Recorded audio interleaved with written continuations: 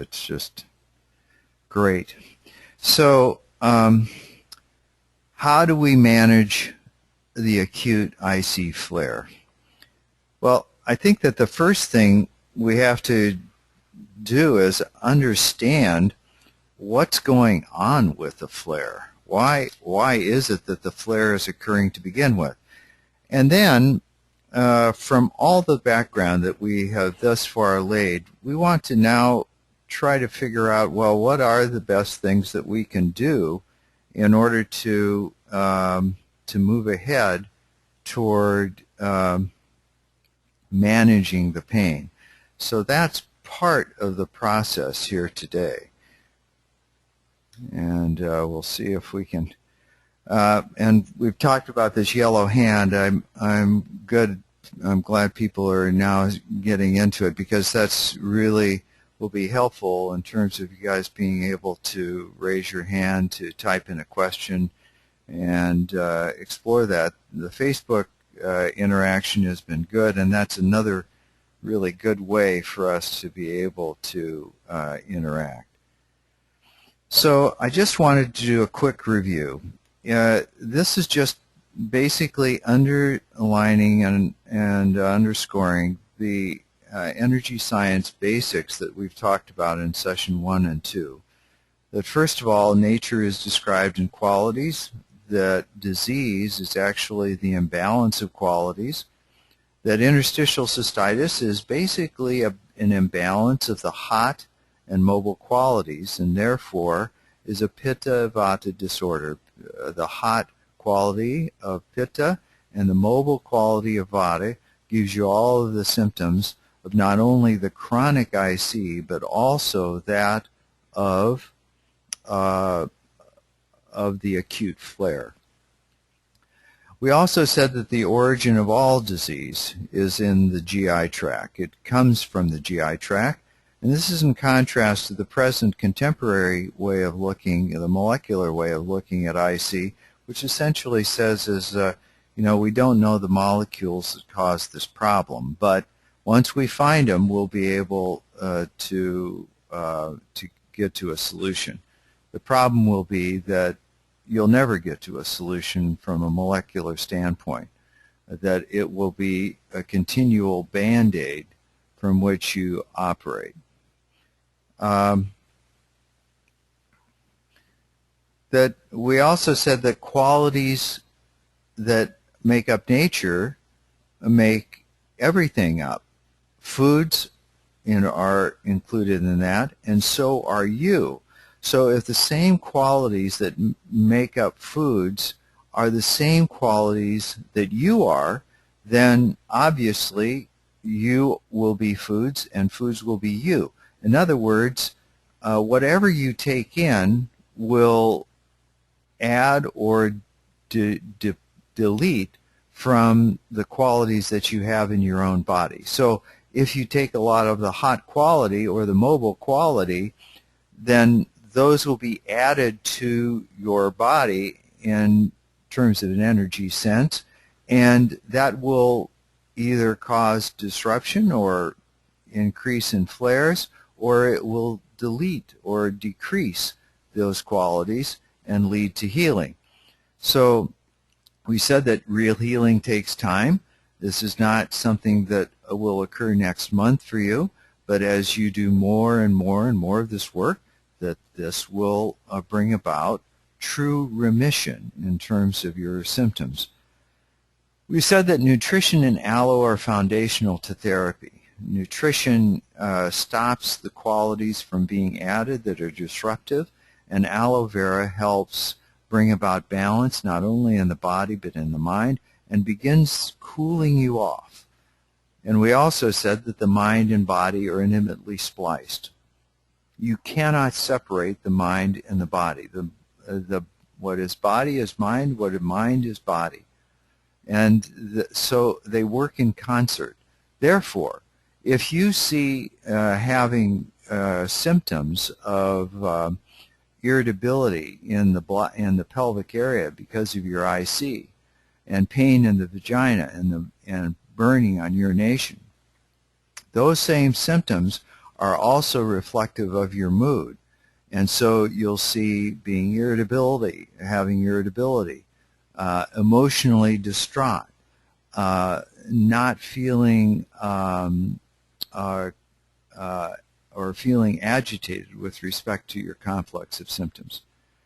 We also talked then in session 2 about Agni, or the digestive power or strength, and that if one wants to heal IC, you have to address digestive strength or Agni.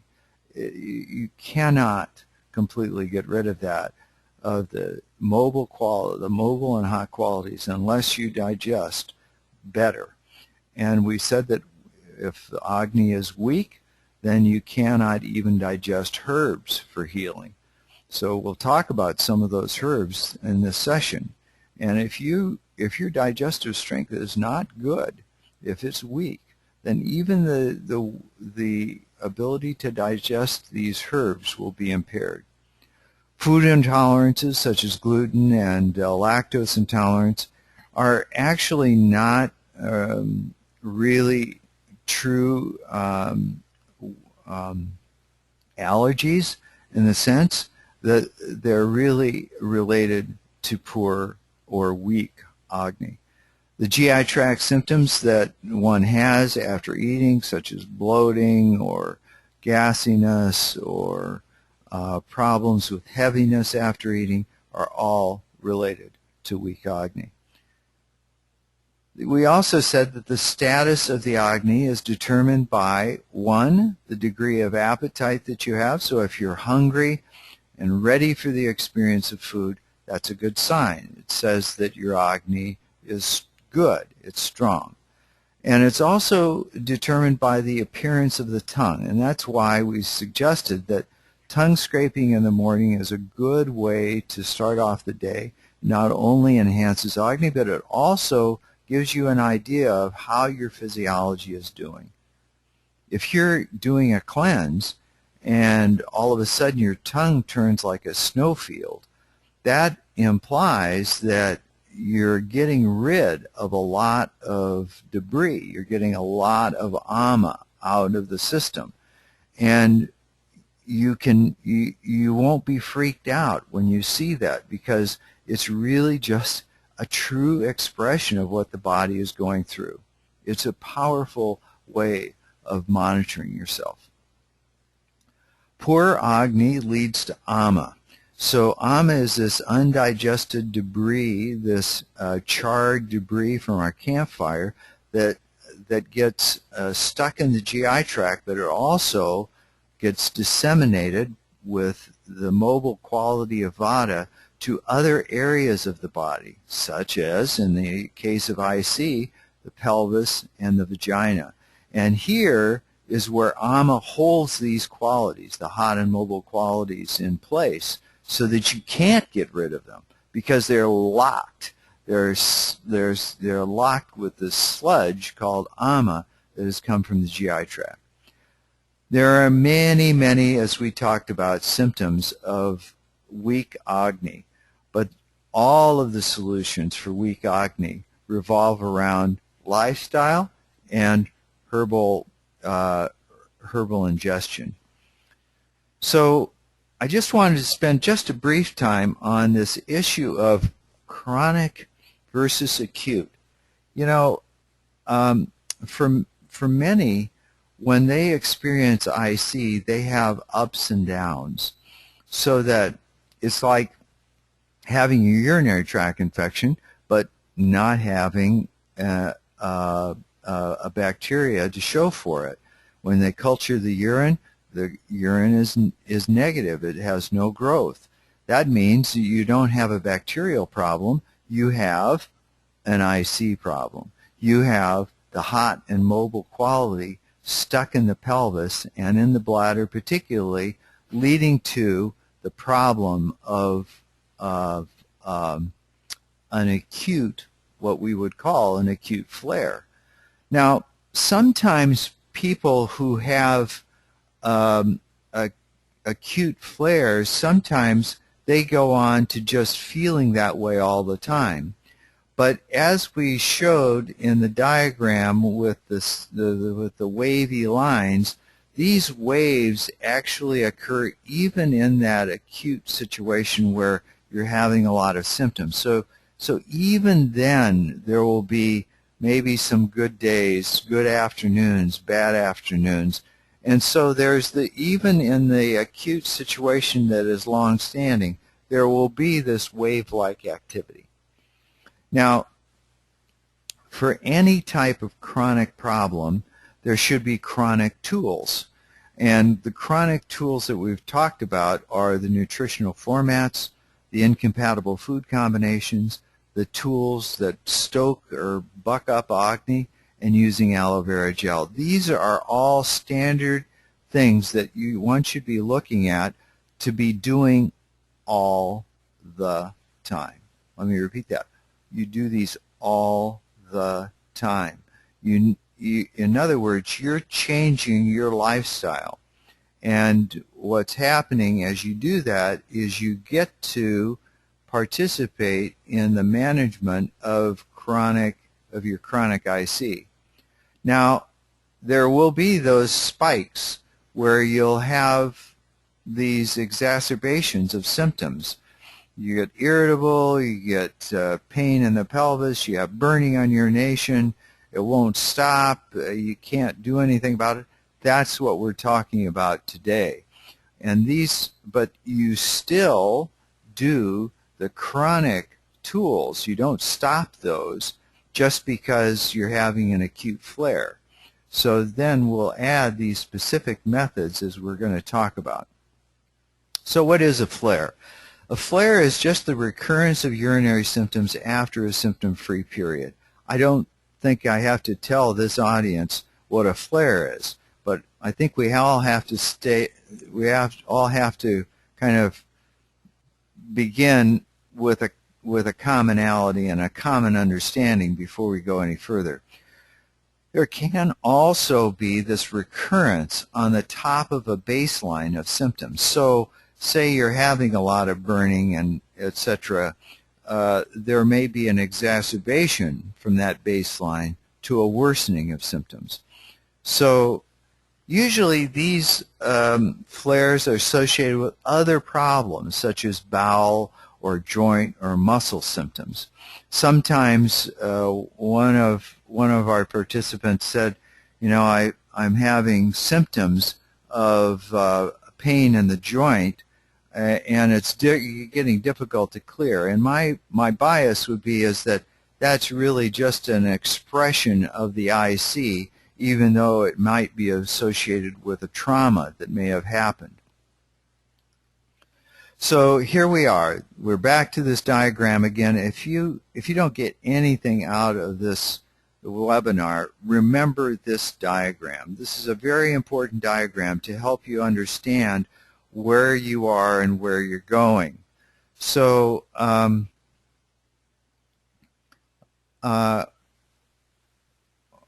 what happens when you start having these urinary tract infections on a repetitive basis is that it's actually ramping you up over a period of years to a point where you start having what's called the flare.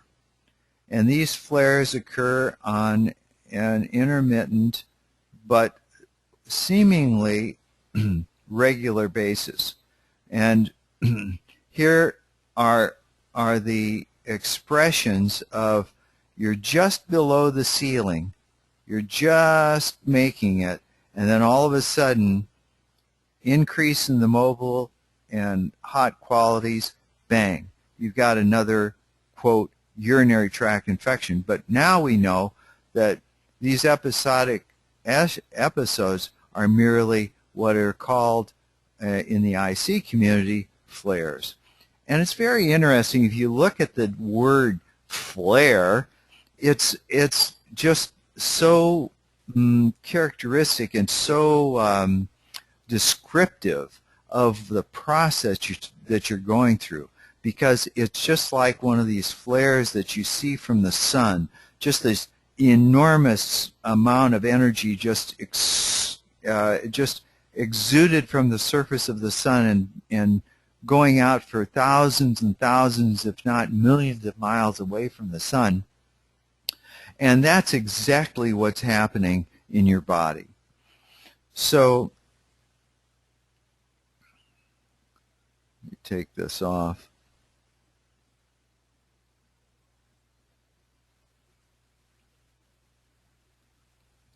So, this is another very important principle. There is no pain in the body without the mobile quality, because vata carries the pain anywhere in the body. And this characteristic pain of the mobile quality is kind of something that you can't quite put your finger on. It seems like it's here at one time, it's there at another time. It's not quite easy to really nail down. And sometimes it can be quite fleeting. And those are the characteristics of mobile-like quality pain. Now, the hot quality, on the other hand, is one that you're all familiar with, and that's that hot, searing pain in the urethra, in the vagina, in the bladder area. And this is pitta-like pain. It's very penetrating. It's very hot, and it's the debilitating pain that really causes the pain of IC. And as we said, ama, this undigested material that can be disseminated everywhere, but happens in IC to be in the bladder, and what that does is it holds the qualities there. It doesn't allow the free elimination of these qualities from the bladder. This is from an energetic standpoint now. But what happens is these mobile and hot qualities were once, early on in your course, they would be dissipated. You'd bleed them off. But now, along with the increase in these hot and mobile qualities, this ama now comes into play and starts holding these qualities in the pelvis so that you can't eliminate them, and then you're always up against the ceiling, always being held in a suspended state, waiting for the next flare. So the acute management of a flare is, first of all, and we've talked about this on the blogs, but castor oil is a very medicinal agent for anything that's hot and occurring in the body. Castor oil, when applied externally on the skin, is cooling. It will release and let the heat out and dissipate the heat that's occurring in the pelvis.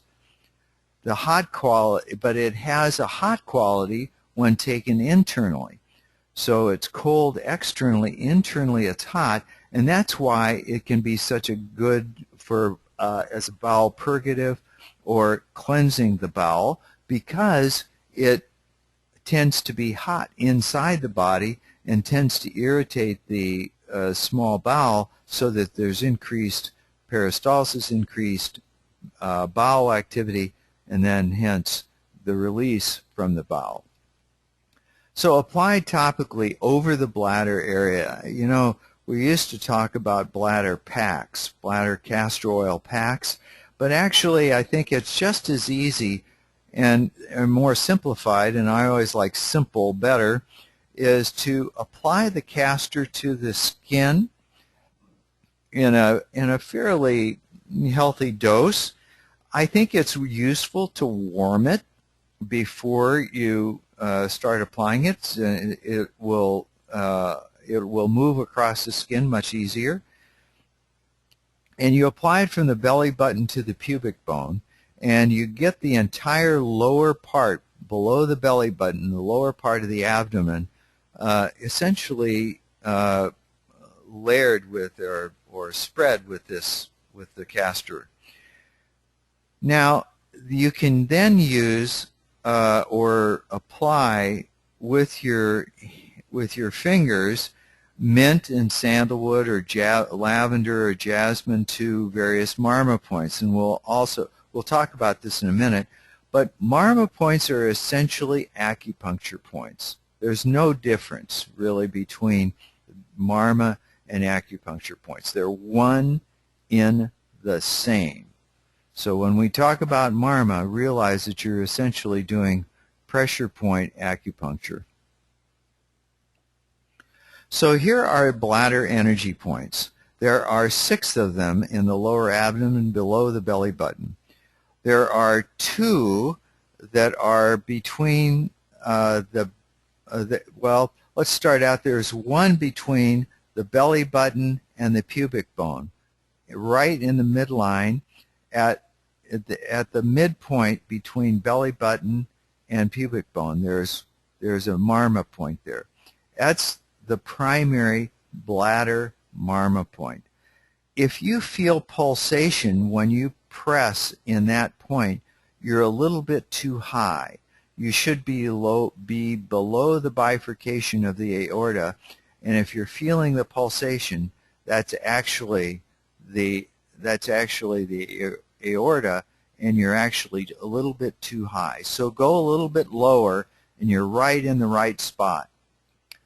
Out laterally from that point that I've just talked about, there are 2 other points, and these are points for the bladder as well, and these can also be used as treatment points. Right above the belly button, this lower arrow is another marma, and this marma is right at the belly, right at the pubic, just above the pubic bone.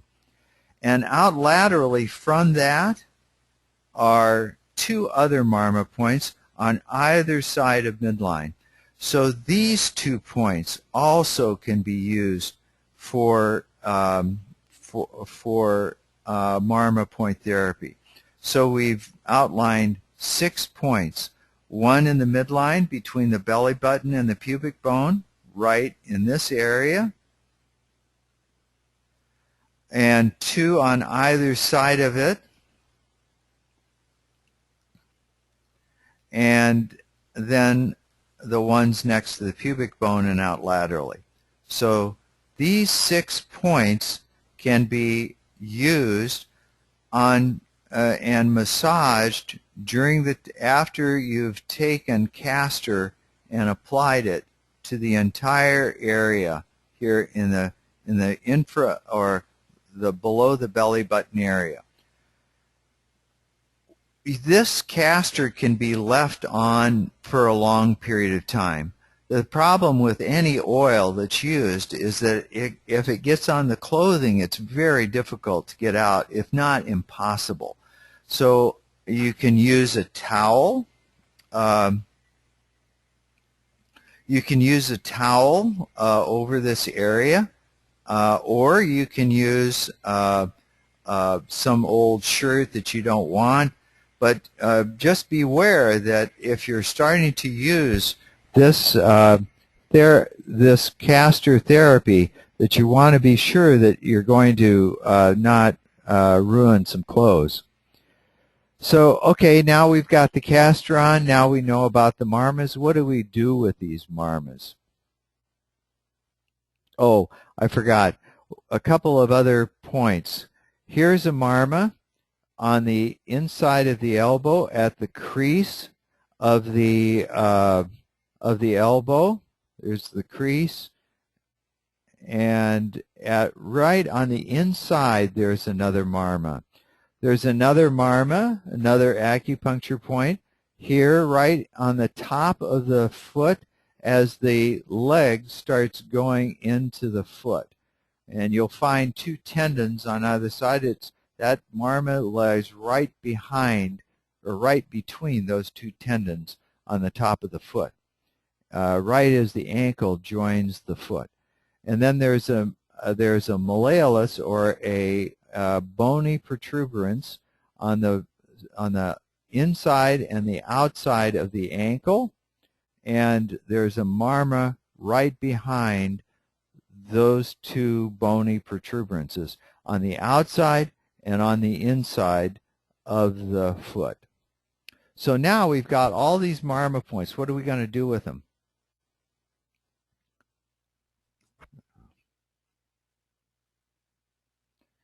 Well, the next thing is, we talked about the question of a heating pad and whether you can use a heating pad for warmth. I think for using a hot therapy, like a heating pad on top of the pelvis, which is already hot, I think that it can be counterproductive. But some people have reported good results with the heating pad. So why does this work? Well, there's a cold quality, and we'll talk about that in a little bit. But that's why this kind of therapy, heating pad, can be helpful. We'll get to this marm in just a second, but I just wanted to show you that one of the things we want to do with respect to these these qualities is we want to stop the imbalancing qualities of the hot and mobile, right? We want to stop these. And because we don't want to put more of these imbalancing qualities into the GI tract. And that's what we talked about in session 1. We don't want to add more, so we follow the nutritional formats, and we make sure that incompatible food combinations are not worsening this hot quality, because that's oftentimes what happens with incompatible food combinations. But now that we've stopped this and we're improving Agni, which is over here in the body, now we want to start releasing these pent-up qualities. We want to start getting rid of them.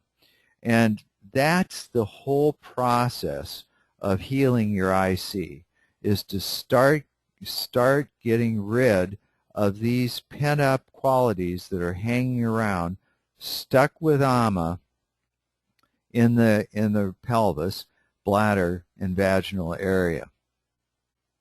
So this is the foundation by which we can start healing IC.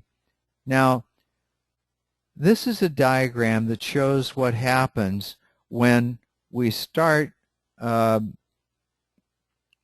accumulating qualities in disease. These qualities accumulate over time, and the cold, the hot, the dry, and light qualities are then, with the mobile quality, taken to certain areas of the body, in your case, IC, and then they show up, and they may even show this subtle quality, which it just doesn't seem like things are wrong for a while. They just don't amount to anything. There are no symptoms, and then all of a sudden you start having symptoms of the classic flare. But the reason that that's happening is because of the qualities involved. This is why there's a cumulative effect to these qualities. So the cold quality is the first to become increased in amount. And as that cold quality mounts up, particularly during the winter time, it's really important to stay warm during the winter time so you don't aggravate more of these qualities as they accumulate. This is kind of like the first line of defense, so to speak. But once this mobile quality is involved and is taking the cold and hot and dry and light qualities to the bladder, then you're going to have to eliminate those in some way. And that's where this whole thing of healing occurs, is because you're eliminating or removing these hot qualities through the urine and through the bowel, through the skin. This is, in essence, the whole process that occurs with respect to clearing IC. So now we're at a point where we're going to release this stuck pelvic energy. We now know our marma points. We know them on the upper extremity. We know them on the lower extremity. How can we get rid of this pent-up energy? So a vaginal medicated tampon is a great way to start urging the pelvis to release these pent-up qualities. Shatavari is a herb that is cooling to the body. It can be embedded in an oil that can then be melted, and then a tampon soaked in this shatavari oil, and then the tampon can be directly applied to the vaginal lining.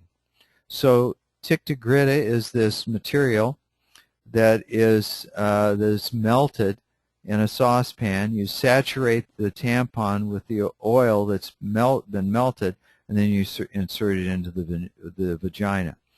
Keep this in for 2 hours, and if still moist, the next time you can maybe keep it in for an additional hour. You can use this on a regular basis, maybe as often as twice a day if you'd like, just to be sure that you're getting the effect.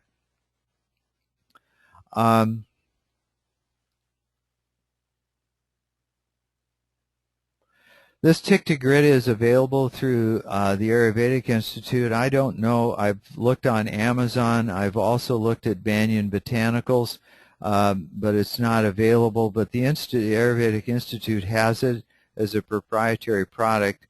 They make it. They have a dealer who makes it, and it's an excellent product to use. The website is ayurveda.com, and here's the link to a bit.ly link to the page that you can write down.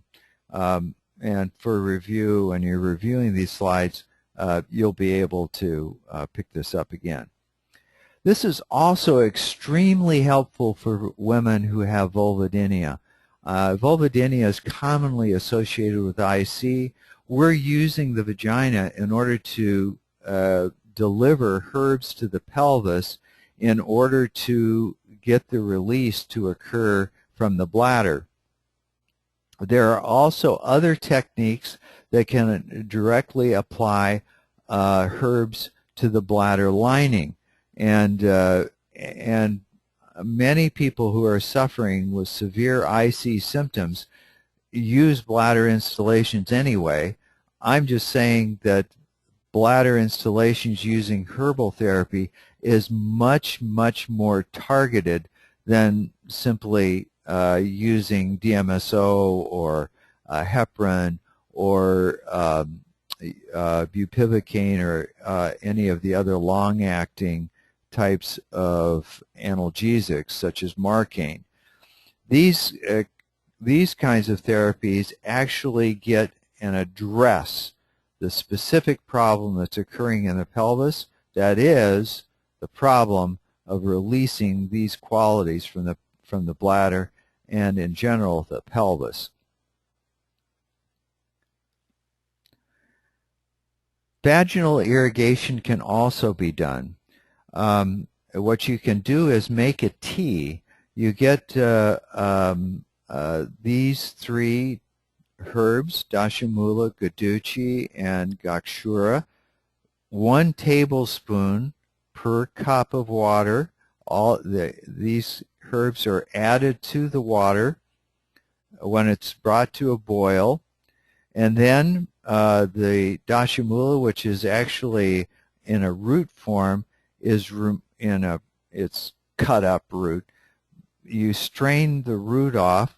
You cool off the tea so that it's at room temperature or body temperature, and then you add aloe vera gel after the tea is cooled, and then add, after you've placed it in an enema bag, take a half cup of the tea of the of sesame oil and put it into the tea. It will always sit on top of the tea in the bag, and so it will go in last. And you alternate this vaginal irrigation with and without the oil. So one day you'll take the tea and irrigate into the vagina. It's actually very simply looking at it as if you're doing a douche, except you're using it with a targeted medicated tea that is delivered to the vaginal lining. And then the oil is allowed to go in, and you can sit on the toilet in order for this to be delivered, and then you're done. You can use the Shatavari or the tampon that we talked about a little bit later, or you can use it on an every other day schedule. So you use the oil and the tea, as I've just described, on one day. The next day you would use the Shatavari soaked tampon. But then your vaginal irrigation on that day would be without the oil.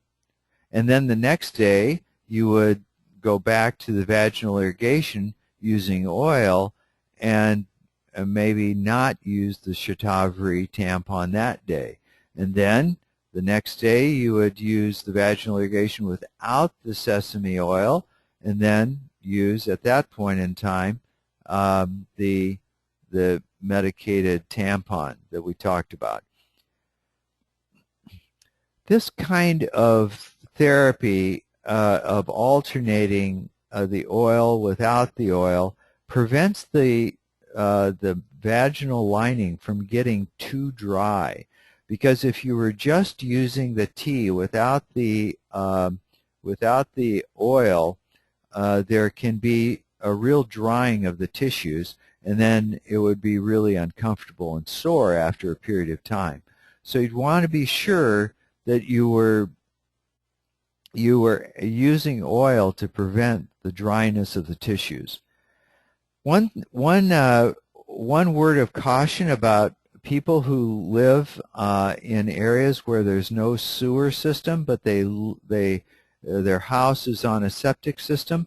You have to be careful with these oils, because these oils are not digested by bacteria in the septic system, and so the septic systems can be really wrecked if you don't watch what you're putting into the system. And so if you have a septic system that you're dealing with, then you're probably better off delivering the oil into a container that you then discard from in the garbage or whatever, rather than having that go into your septic field. When the frequency through which you do this kind of activity of tampon and vaginal irrigation, etc., you can do this daily until the flares subside. Always start and end with oil, however. Do not let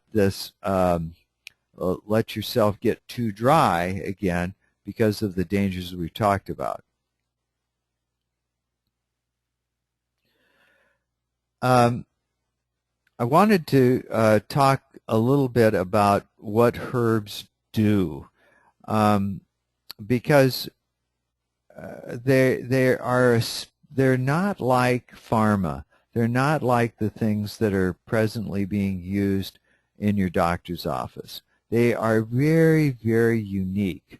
And the ones that I've talked about here have a very unique properties in terms of being able to affect not only the body, but the mind as well. And this is in contrast to what Big Pharma has to offer you, because they're based on a molecular, not an energy science approach. And they will, over time, produce insights as to how to proceed with your healing. It's a very, very unique aspect of herbs that is really not, I think, talked a lot about, but it's a very important concept, because when you start doing things to the body for healing and using herbs, you'll start noticing and having clarity. You'll have periods of time of lucidness where you'll start saying, oh, I see how this works.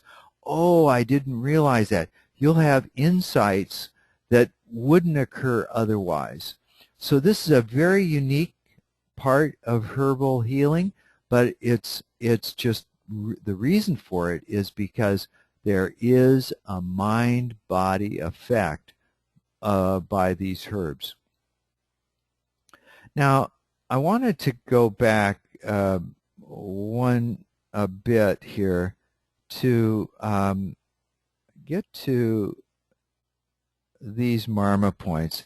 We started talking about them, but I think that the slide that I had was lost or dropped out, maybe in part because of this whole computer issue. But the issue here is that what you're looking for when you these 6 points, and the one on the elbow and the other one, the other 3 on the foot,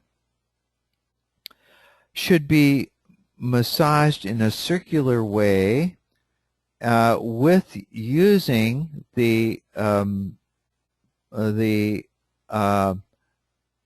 kinds of herbal essences. Mint, obviously, is cooling. Sandalwood, cooling. Lavender, cooling. Jasmine, cooling. So what you're doing is you're taking these essences, and now you've placed the castor on the lower abdomen between the belly button and the pubic bone, and now you're going to find these Marma points, and you're going to start in a circular way from right to left in a circular motion at these very specific points, and looking, as you're doing this, looking for tenderness, looking for discomfort, because the issue is the best pain relief therapy in this particular, in the acute flare, is using these Marma points. Let me repeat that. The best way to get pain relief is to use these Marma points to release the pent-up energy that is producing the pain in the beginning. Remember, pain is coming from the mobile quality. You're trying to release this mobile quality from the pelvis, and you're trying to release them through these Marma points. Now, having said that, you're going to be applying these these essences, these essential oils, these aromas, to these areas, and you're looking for pain. You're looking for discomfort. And so you're going to go superficially, going to feel how it feels. Doesn't feel bad, you go a little deeper, go a little deeper, go a little deeper, and see if you can find areas or trigger points, painful areas around these Marmas. And as you're doing that, what you're really looking for is discomfort of any kind, because obviously you got pain during your flare, right? Well, these points are going to be uncomfortable. Now, having said that, this is really important. Just because we've got 6 points outlined here doesn't mean that you can't have pain here or pain over here, pain right in here. So what I'm saying is, you become the detective. You become the searcher.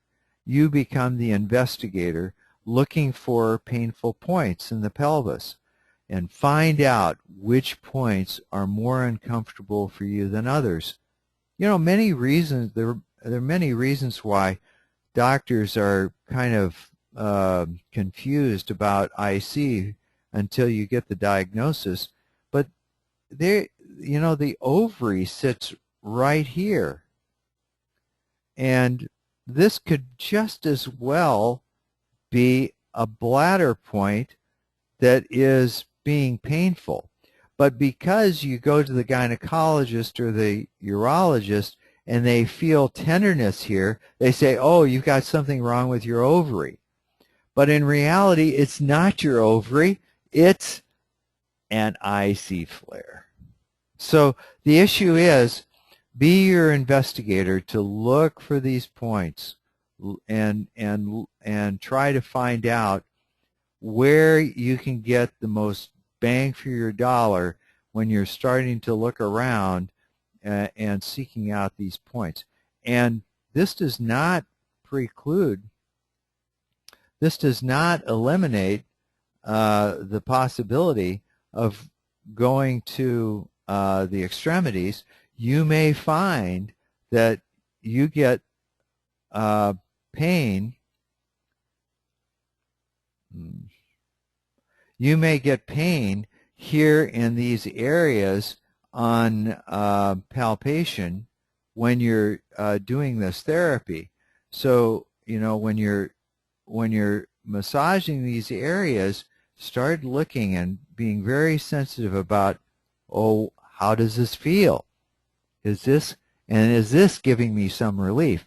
Because after a while, when you start doing this work, you'll actually literally start having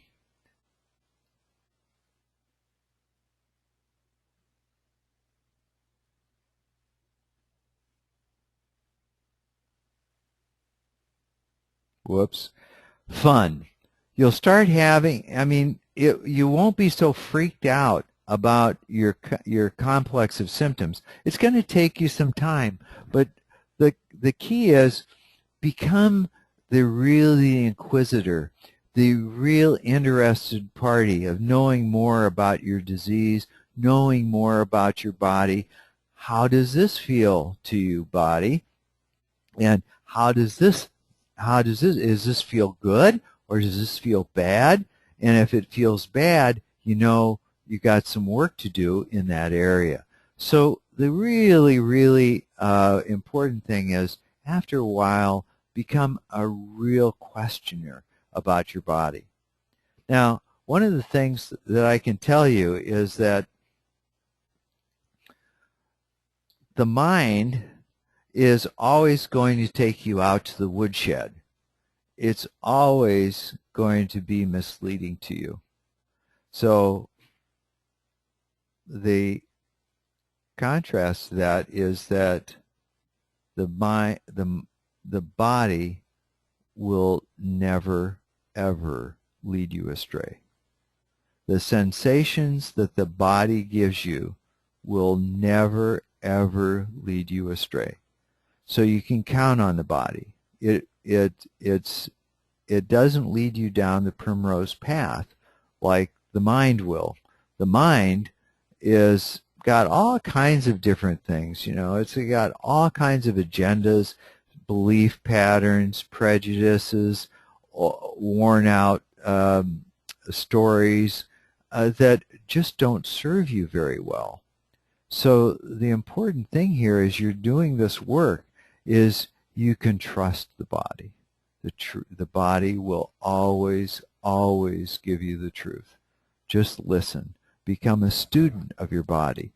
And don't be freaked out about it, because your body is going to be the thing that will take you in the right direction. The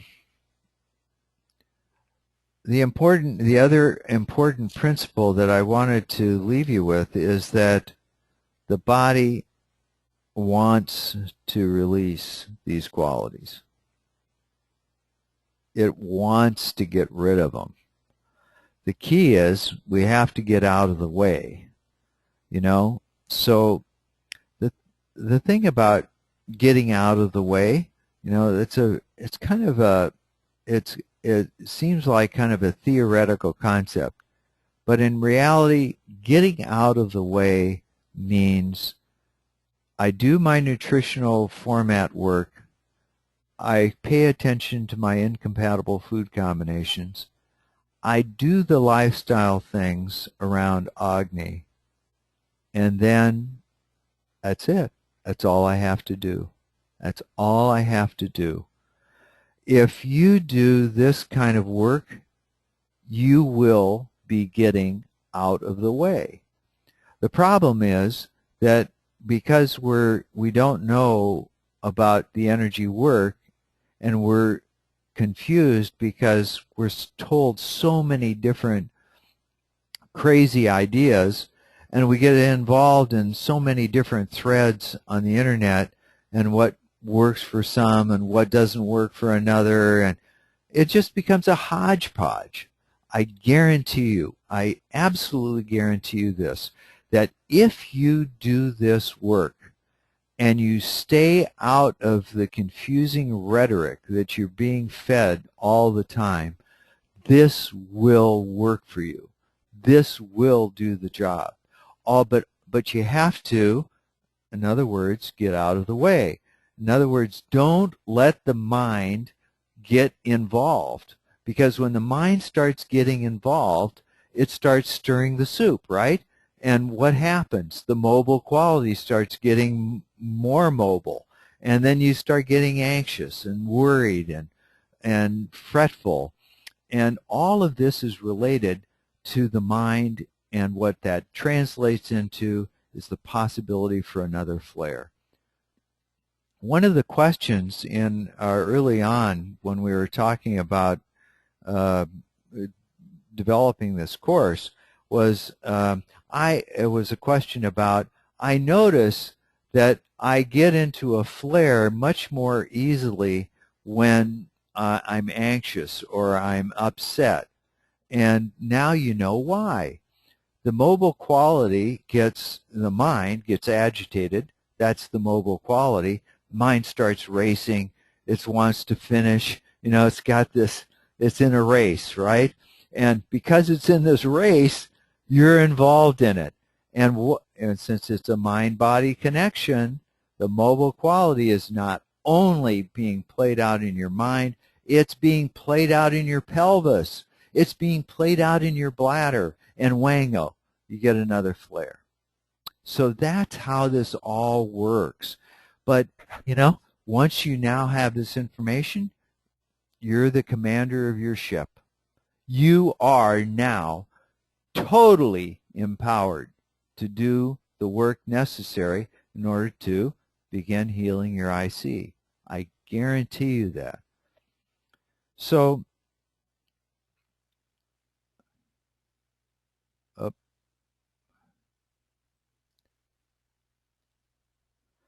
let's see here.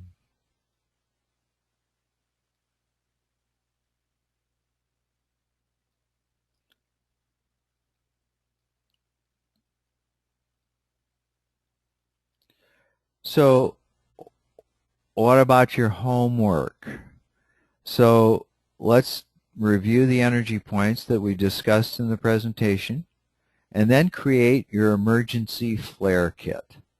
This is like your kit that you keep in the back of your car if you happen to have it's 12 midnight and you're stuck on the side of the road and it's raining out. That's your emergency kit. And so this is what you're going to use. You're going to choose one of those oils.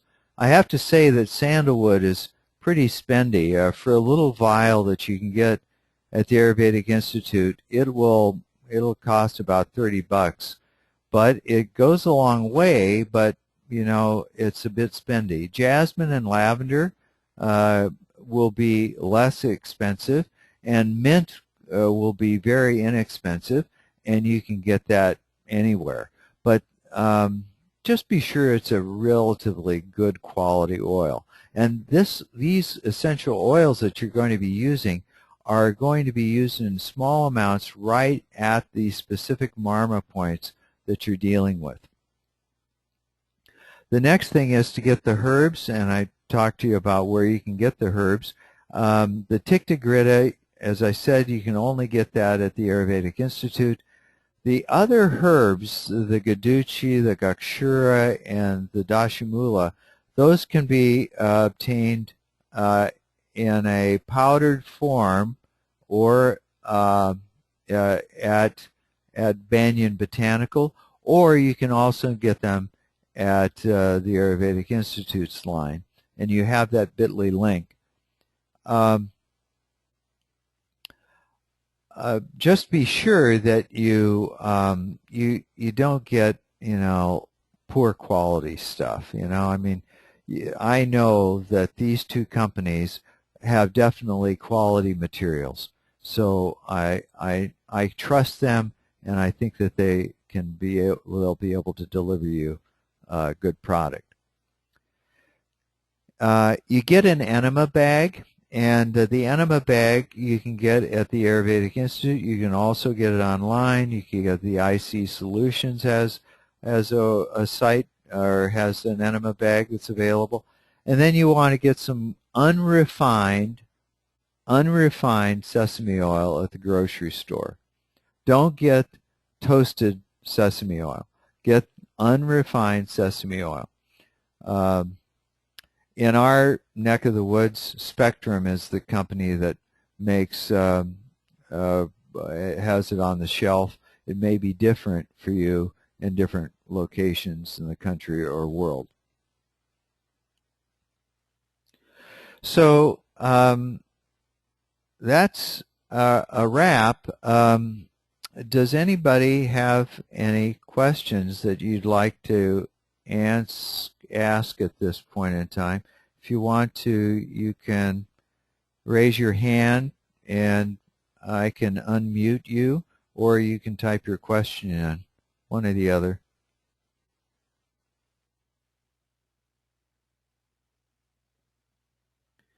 Okay, well, it looks like if there are no other questions, then I think we can call it a day. This will be posted, as we talked about, at the